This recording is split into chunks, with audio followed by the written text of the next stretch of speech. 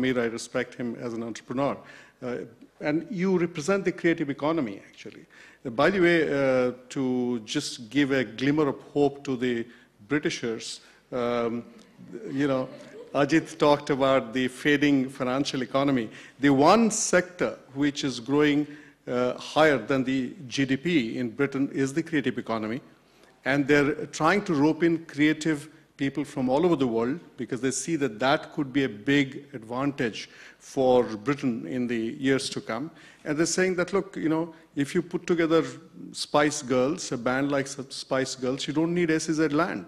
At the height of vernacular medium, and the taxi driver is reading that story and demanding to know, why not me? Of their performance, they were a billion-dollar entity. So that's non-trivial. But over to Kiran first. Talk to us about becoming an entrepreneur and what does it mean in the creative economy, in the kind of work that you do, and of course, Ajit, who was an entrepreneur even long before I became an entrepreneur. So Ajit, love to hear your views on that, particularly for young people.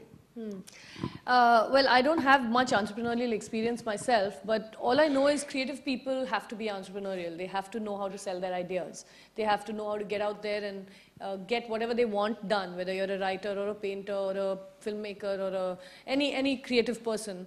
And because entrepreneurship at the end of the day is creative. It is the ability to create an idea that people can consume, can desire, and hopefully need as well. It's not just hot air. But I think the problems again facing, if you just go back to what I said about Indian education, if you've survived it and you've come out with ideas that you would like to share with the world, then I think the only real problem in this country is the lack of structure.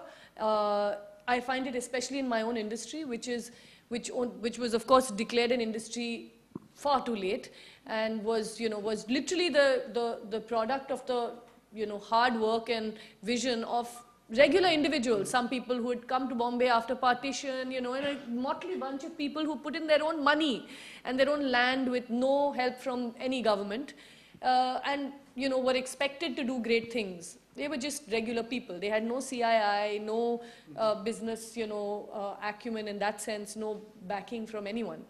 So when I see our own industry, I see it, and I'm ashamed to say, the most, it's the most crippling thing in our industry is any lack of organization and structure. Well, not enough.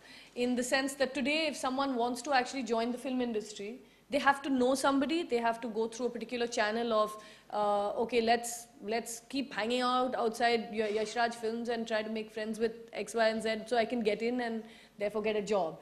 So